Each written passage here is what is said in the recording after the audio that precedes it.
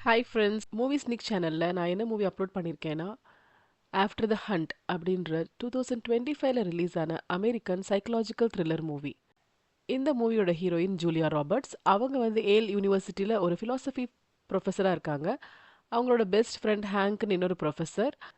அவங்க வந்து பிஹெச்டி ஸ்டூடெண்ட்ஸ்க்கு கிளாஸ் எடுப்பாங்க. அதில் ஒன் ஆஃப் த ஸ்டூடெண்ட் வந்து மேகின்னு ஒரு கேர்ள். ஸோ இந்த ஸ்டோரி எதை பேஸ் பண்ணியிருக்கு அப்படின்னு பார்த்தா, மேகி வந்து ஹேங்க் மேலே ஒரு பழி போடுறாங்க. அதாவது அந்த ப்ரொஃபஸர் அவங்க வீட்டுக்கு போனாங்க. அதுக்கப்புறம் செக்ஷுவலி அசால்ட் பண்ணிட்டாங்க அப்படின்னு சொல்றாங்க. ஸோ நான் ஒரு பிளாக் அமெரிக்கனா இருக்கேன். எனக்கு நீங்க சப்போர்ட் பண்ணுவீங்களான்னு ஜூலியா கிட்ட கேட்குறாங்க. ஆனா ஜூலியாக்கும் ஹேங்க்குக்கும் ஒரு க்ளோஸ் ரிலேஷன்ஷிப் இருக்கு. அவங்க எதையுமே நேர்ல பார்க்கல. அதனால அவங்க சொல்றாங்க, என்னால வந்து எப்படி இதுக்கு வந்து சாட்சி சொல்ல முடியும் அப்படின்னு கேட்குறாங்க. பட் நான் உன்னை பிலீவ் பண்றேன்றாங்க. இதனால என்ன ஆகுதுன்னா, மேகிக்கும் ஜூலியாக்கும் ஒரு பெரிய டிஃப்ரென்ஸ் வருது. அண்ட் ஜூலியாவோட வாழ்க்கையில ஒரு ரகசியம் இருக்கு அப்படின்னு வந்து மேகி கண்டுபிடிக்கிறாங்க. ஸோ இந்த மாதிரி நீங்களும் தானே பாதிக்கப்பட்டிருக்கீங்க. ஏன் அத வெளியில கொண்டு வராம நீங்க வாழ்ந்துட்டு இருக்கீங்க? அப்படின்ற மாரி கேட்குறாங்க. ஜூலியா ரொம்ப கோவப்படுறாங்க. என்னோட பர்சனல் லைஃப்ல தலையிட உனக்கு எந்த உரிமையும் இல்ல அப்படின்னு பேசுறாங்க. பிஹெச்டி பண்ணும்போது அதுல நெறைய காப்பி எல்லாம் பண்ணியிருக்காங்க. பிளகரிசம் பண்ணியிருக்காங்கன்னு சொல்லி மேகி மேல ஒரு இஷ்யூ வருது. ஸோ ஜூலியா வந்து அத பத்தி கேட்குறாங்க. இத வந்து ஹேங்க் கண்டுபிடிச்சிட்டாரு. அதனால தான் நீ பழி போட்ட. உனக்கு எதுவுமே தப்பா நடக்கல அப்படிதானேன்னு கேட்டுர்றாங்க.